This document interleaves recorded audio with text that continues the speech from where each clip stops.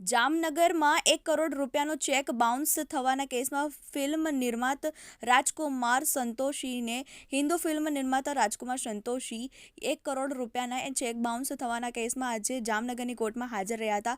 કોર્ટે આ કેસમાં રાજકુમાર સંતોષીને ₹5,000ના જામીન પર મુક્ત કર્યા છે. આ કેસની વધુ સુનાવણી 19 એપ્રિલે હાથ ધરવામાં આવશે. અગાઉ આ કેસની સુનાવણીમાં કોર્ટે 2 વર્ષની સજા અને 2 કરોડ રૂપિયાનો દંડ ફટકાર્યો હતો.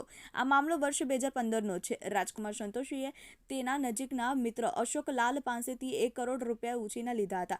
આ પૈસાની ચૂકવણી કરવા માટે રાજકુમાર સંતોષીએ લાલને 10 લાખ રૂપિયાના 10 બેંક ચેક આપ્યા હતા, જે ડિસેમ્બર 2016માં બાઉન્સ થયા હતા.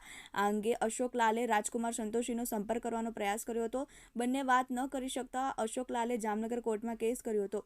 આ કેસ નોંધાયા બાદ રાજકુમાર સંતોષીએ 18 સુનાવણીમાં કોર્ટ પહોંચ્યો નહોતો. શરૂઆતમાં કોર્ટે સંતોષીને કહ્યું હતું કે તેમણે દરેક બાઉન્સ ચેક માટે અશોક લાલને 15,000 રૂપિયા ચૂકવવા પડશે, પરંતુ હવે કોર્ટે ગંભીર ચુકાદો આપતા રાજકુમાર સંતોષીને આ કેસમાં 2 વર્ષની સજા અને 2 કરોડ રૂપિયાનો દંડ ફટકાર્યો હતો.